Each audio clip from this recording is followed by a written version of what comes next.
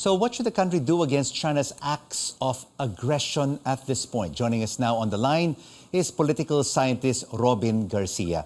Robin, thank you so much for joining us. The Philippines files yet another diplomatic protest against China. It's 55th, but it seems like it's not working. Chinese vessels have chased, blocked, and harassed our Philippine Coast Guard. What should be the next step of President Bongbong Marcos? Hi, Rico. Thank you. Good evening to everyone. But, really what we're seeing is an unprecedented level of assertiveness from China. We've not seen this level of assertiveness in decades. And this can be attributed to President Xi Jinping's consolidation of political power as he enters his third, fifth-year term.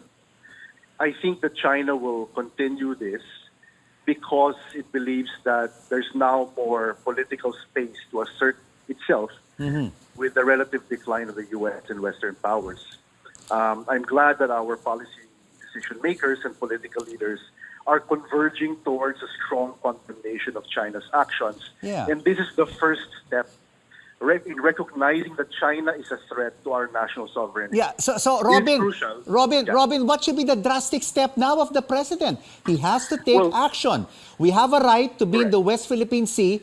The 2016 arbitral award has invalidated China's claims. Correct. There are several things we could do. Number one, we have to tie our economic strategy with security strategy. We cannot be permissive in economics, but then strong on security. We have to link the two. Number two, we have to better alliance management. Diversification is one thing, but we have to deepen our alliances. The goal is to have more autonomy and less dependence from China. And so we really need to strengthen our industry. And this is really where you can see security and economics play hand in hand. And, I think it's good that, the House of Representatives and the Senate has realigned some of the budget towards our security institutions because we really need to fund and increase our strength in the maritime domain, among many things. And you know what, Robin, we are not only being bullied by Beijing, but they have also crept into our ecosystem. They're doing Correct. business here. They have contracts here. You have the POGOs. They are ever present in our environment, in our 7,600 islands. So Yes. shouldn't they be penalized, these companies, or sanctioned? Is this an option? Like what Americans do to Russian companies or Iranian companies? Shouldn't they be put in their proper place? That's exactly what we should do. And, it's exactly that. We need to tie our, the foreign direct investments coming in to our security priorities. The National Security Plan has not explicitly talked about the sort of economic sanctions and how our economic strategy ties to the security strategy. So, we need to screen our foreign direct investments more. There are a lot of Chinese companies who are already banned in other countries who can do business in the Philippines. And I think that's a big, a problem for the Philippine government. So you're absolutely right. And the DTI and the Security and Exchange Commission have to really scrutinize all these mainland companies that come into the country. Correct. The SEC as well, the Department of Trade and Industry, the Board of Investments, and things like that. But so I think it's really cooperation among security agencies and economic policy-making agencies as well, specifically DTI and DOF. What about regionally, Robin? Can ASEAN unite as one to stop this bullying, finalize that code of conduct?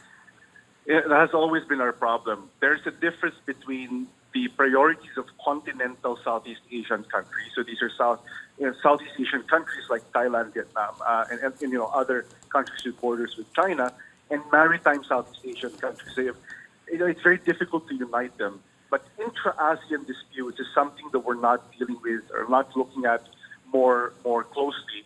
It's one of the things that our analysts, our policymakers have to look at. We need to resolve disputes within and among ASEAN countries as well, in order to move forward. So, Robin, let's take a look at the flip side because we also have to listen and hear out China's side. They say that the Philippine resupply boat deliberately crossed the bow of a Chinese Coast Guard vessel, and we have provocative ships? I think that's incorrect, Rico. Oo. First and foremost, it's within our exclusive economic zone.